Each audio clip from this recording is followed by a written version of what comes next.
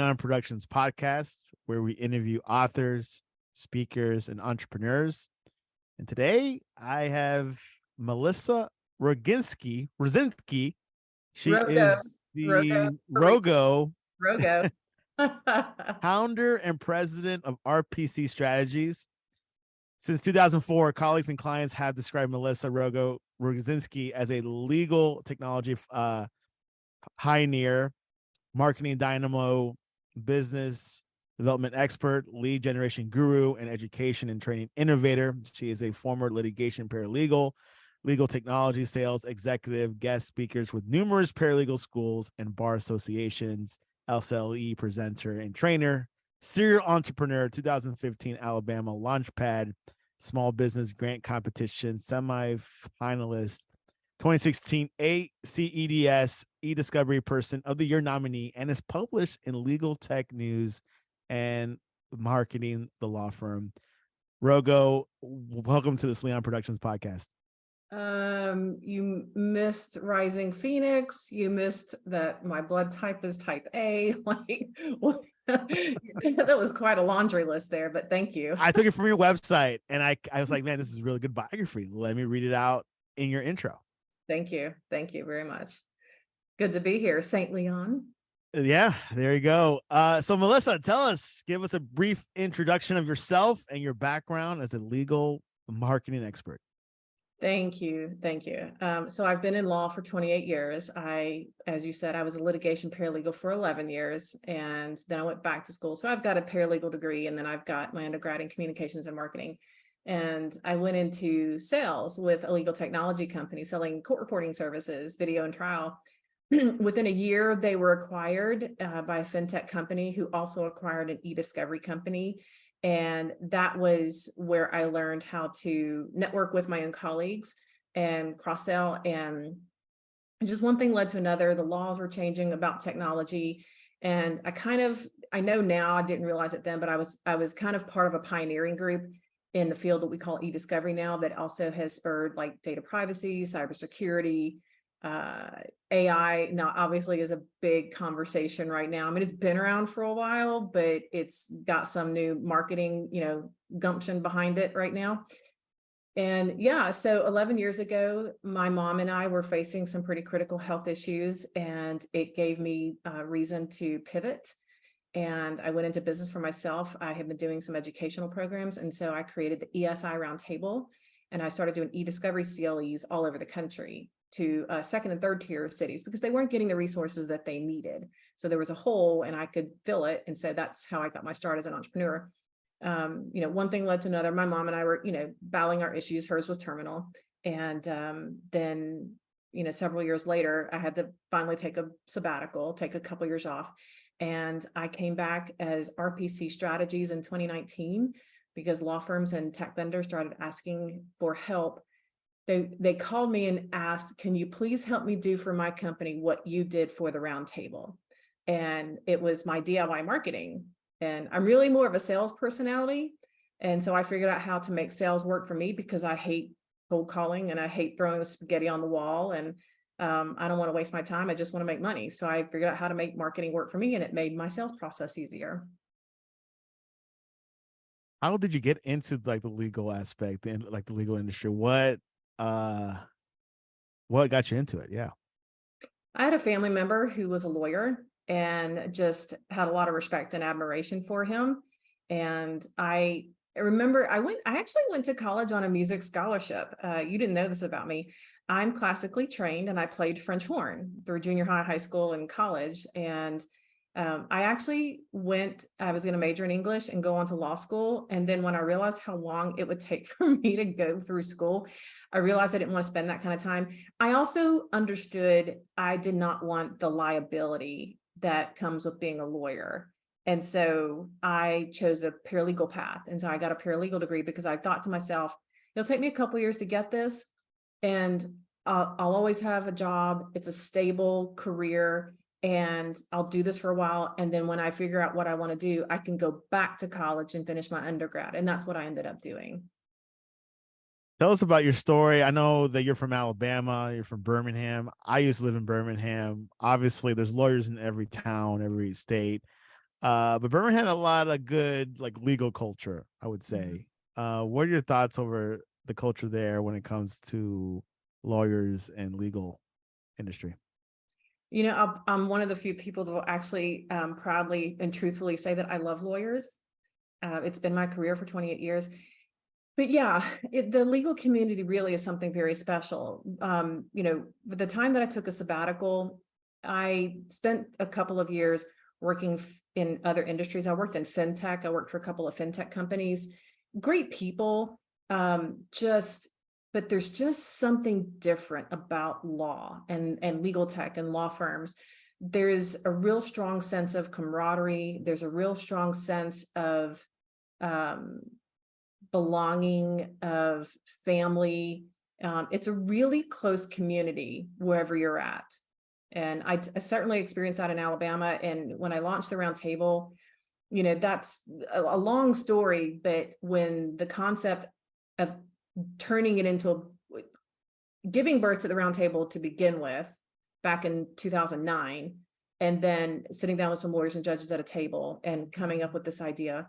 And then several years later in 2012, when my mom got sick, turning it into a business and having that kind of support, I realized then that even in law, there's a hierarchy with the different, you know, roles that we have in law. But even back then, when this opportunity happened, I realized that I was being seen as an equal in a manner that I had not experienced before. And I also understood that I was being given a platform and a stage, and that if I said yes to this risk of going into business for myself and all that that entails, I knew that that gave me a platform for others. And I knew that I would be pioneering and blazing a new path because of technology in the legal field for others to have career opportunities that just never existed before technology. What do you think about today's technology trends when it comes to marketing? Okay, so let me tell everybody in your audience, if you're not in the legal field, hear what I have to say. Every time some shiny new technology squirrel comes out and everybody gets excited and everybody's rushing to go pet the squirrel, feed the squirrel, whatever it is, try to calm down and just, in legal, we pay attention and we jump on board, but we're being more critical about it first. Give it 60 to 90 days and we'll start finding the holes with it. And that's exactly what you're seeing with Chat GPT right now and Bard and AI and these LLMs. You know, if you're, I don't know if you're paying attention to the news or not, Chat GPT is facing several lawsuits right now. You know, they're facing a defamation lawsuit. There's another lawsuit about violations of data privacy and all of this PII that they've collected because people jumped on board, they opened it up. People have been putting a lot of information in there. And the lawsuit, I'm not looking at it right now, but there was a quote in an article I read yesterday, actually, where there's a statement that the very nature of ChatGPT threatens humanity as we know it. I have never seen that in a lawsuit in 28 years. Unbelievable. What do you think will be the outcome of that lawsuit? Think I think you're going to see something on the scale of how Facebook and Google have been slammed in lawsuits with data privacy violations globally. I think AI is here to stay, and the damage is already done and it can't be pulled back. It's going to have to be harnessed. There's going to have to be guidelines and laws set. You know, there's committees, you know, that have already been put together, you know, at government levels to harness this. So it's here.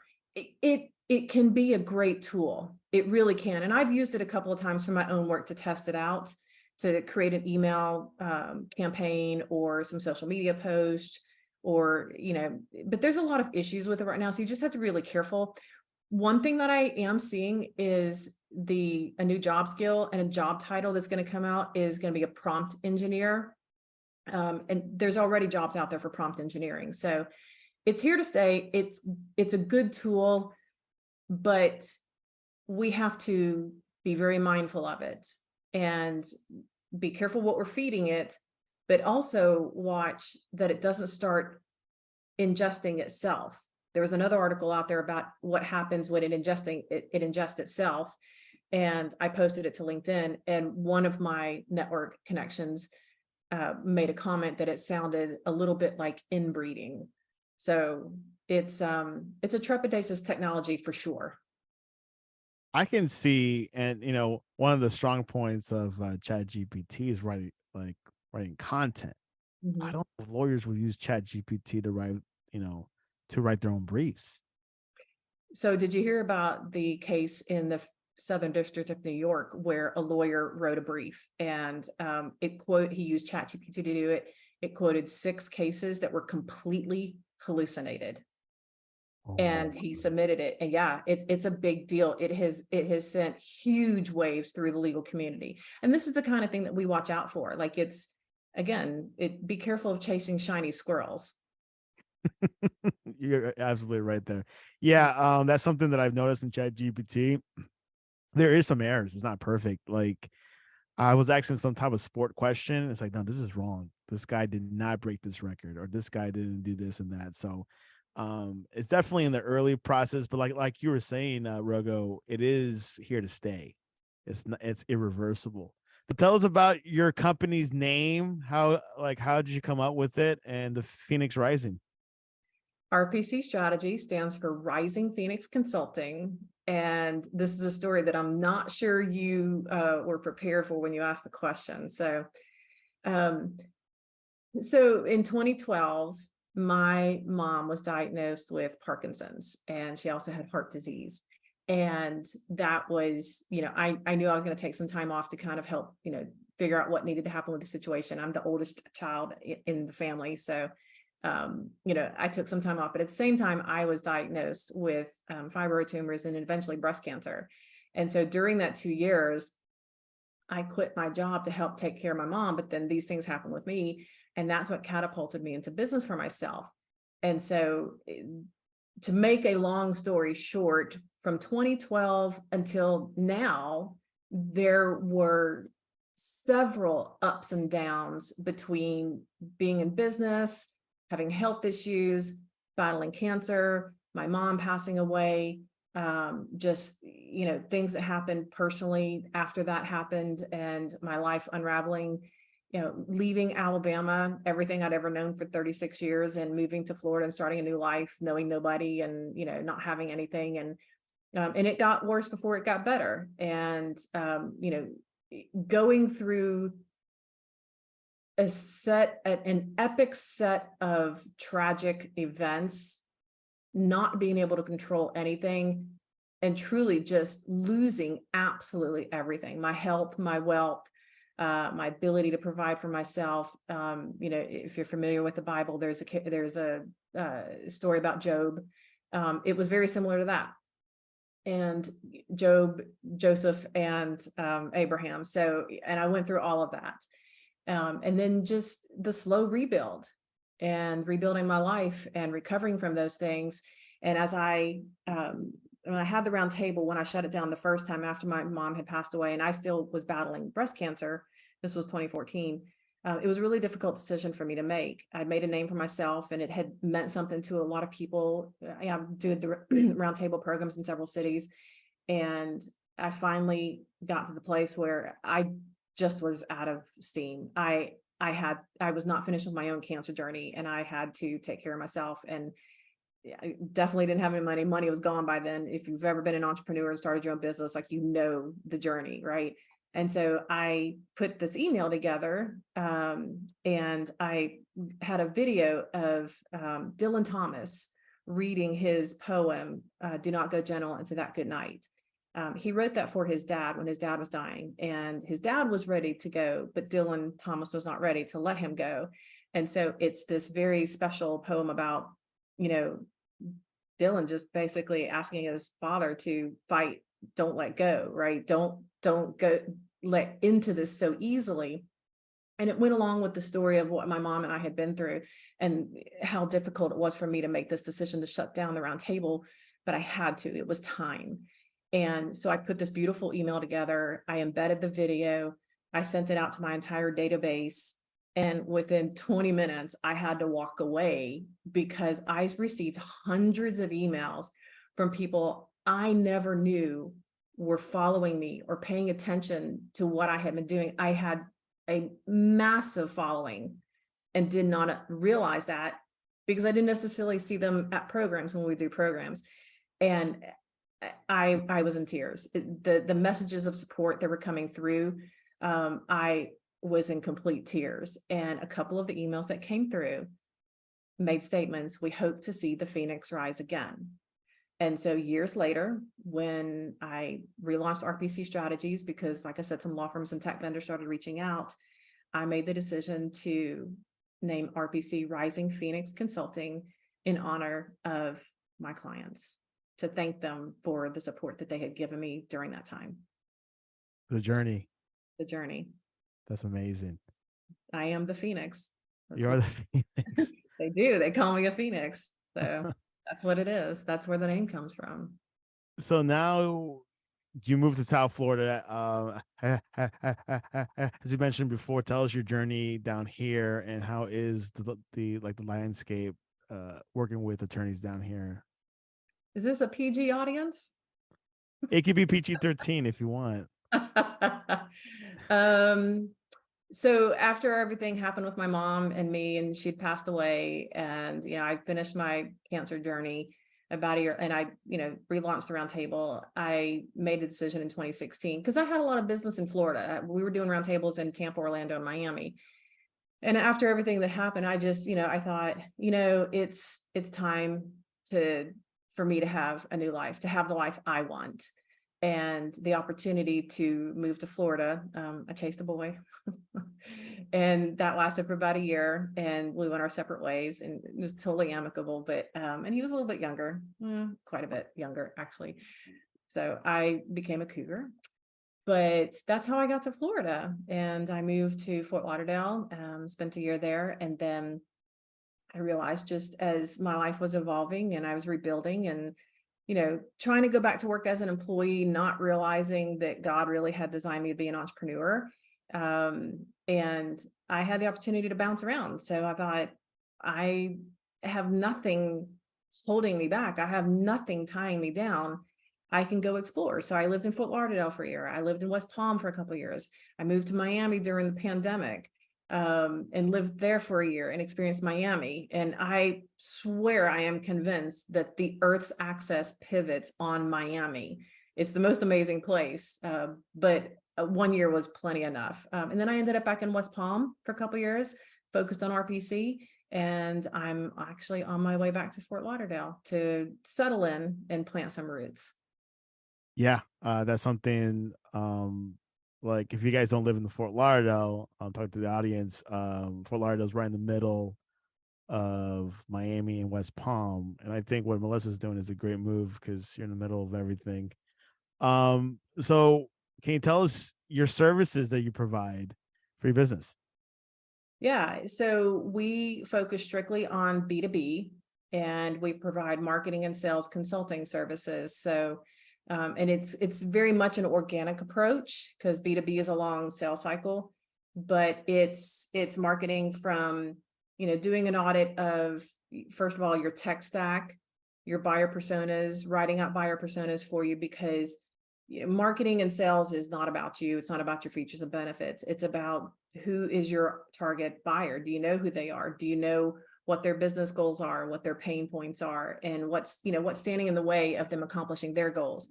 And so that's how we approach marketing and content, blog articles, sales collateral, copy for websites, whatever. But so creating that messaging, but then also distributing that message through the channels where they get their information, through social, mostly LinkedIn, some on YouTube, email campaigns, but then, over time, using those analytics reports, not just for the analytics themselves, but how do you use the analytics reports to see where your prospects are? What kind of warm prospects do you have? Like when you're doing email campaigns, is your website synced to your CRM? When people fill out a form, is it going into the CRM? Is it creating a lead record? Is it triggering a workflow that notifies you, maybe sends them a nice email on your behalf until you can get in touch with them? is your CRM synced to your email campaign so they go into your list and you start nurturing them. And then there's the subscriber score from the campaign to the CRM. So it's more than just your opens and clicks. First of all, let's make sure you've got a national average or better.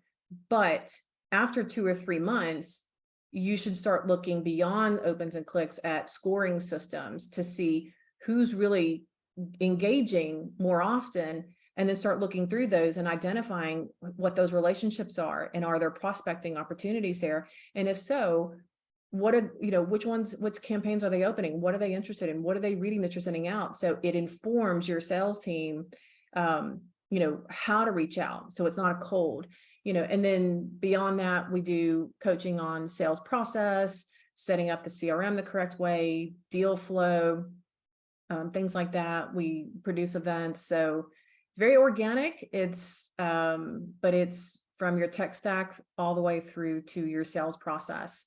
And if you do it right, then you definitely can hit a 30% or better close rate. I personally don't put anything on my calendar unless it's 75% qualified. And then beyond that, we have a 30% or better close rate year over year. So do you work mostly with lawyers, or have you kind of reached out to other industries?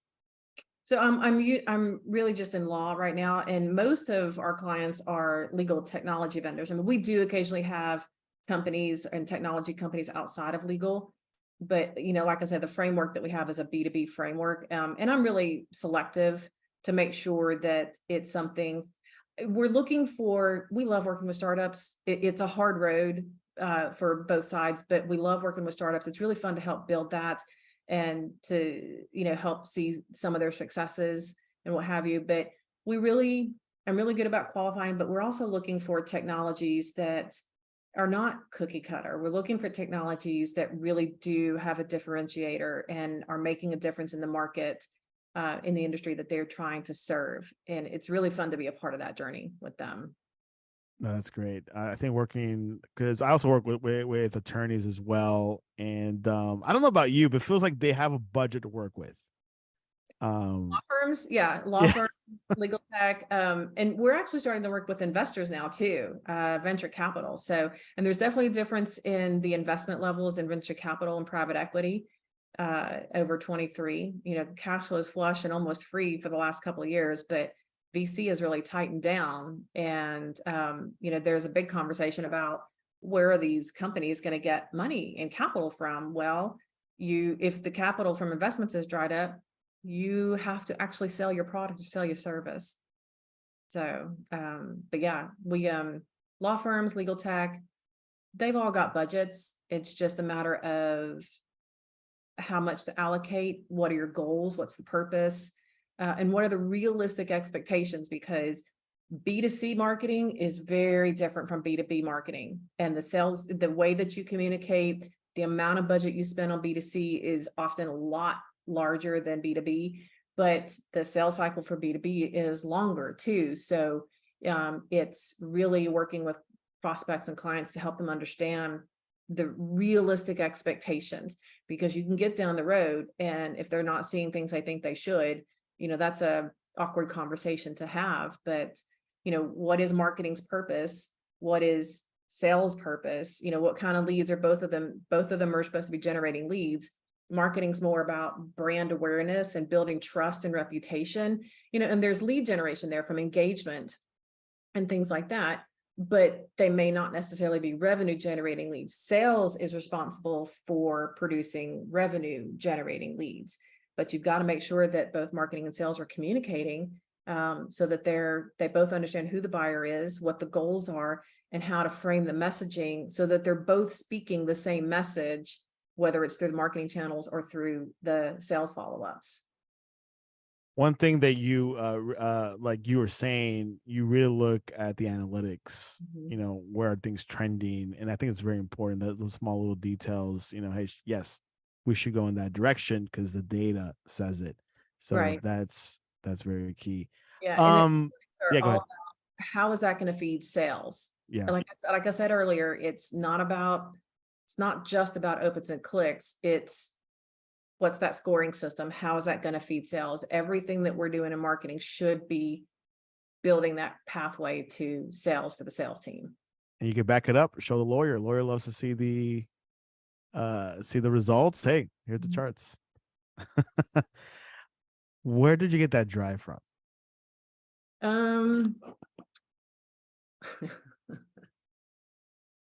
Honestly, I think it's my Italian mafia roots. Random. I don't know where the drive comes from. I've always been this way. But yeah, as I've dug into my own family, my family history, I have direct ties to the Sicilian mafia. So I think that's the only thing I can come up with. It's my That mafia. could be it. Yeah, Yeah. because neither your dad or your mom are entrepreneurs, No, neither one. or your uncles or aunts. None of them. Mm-mm. That's Nope. amazing. Yeah. Yeah, because usually when I meet business guys, like they usually have an uncle or a grandfather that did something, but really rare where I meet No, every woman on both sides of my family is married, divorced, married, and with kids. And I don't have children. And I was married a long time ago, but I've been single for the majority of my life. So I actually asked one of my cousins on my dad's side one time, I was like, are you sure I'm not adopted? Like, where did I come from? She's like, no, I was there when you were a baby. She goes, you're part of this family. trust me. Trust me. All right, let's go random. Mafia roots. It's got to be my mafia roots. It's got to be, yeah. I mean, a lot of yeah, exactly. Rogo, what is the best way to reach you online? The best way to reach me online is our website, risingphoenix.guru, or you can email me. We have a different domain because we're in the process of changing, rogo@rpcgrowthstrategies.com, or certainly find me on LinkedIn, Melissa Rogozinski. It's pretty easy to find me. Would love to connect and mentor, coach, or help any new clients. LinkedIn is something that you tackle a lot every day. I'm a little bit of a LinkedIn influencer in my space. Yeah. So LinkedIn is where B2B is at. Yeah, I love LinkedIn.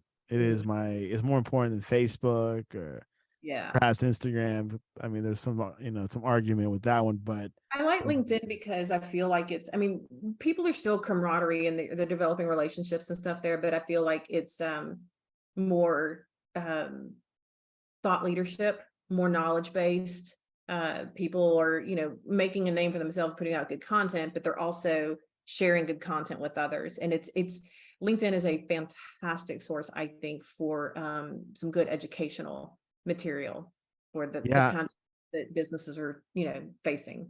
Yeah, and I've gotten a few clients from there, and they've been enhancing like lately. They've added like those audio spaces that you see on Twitter and Clubhouse.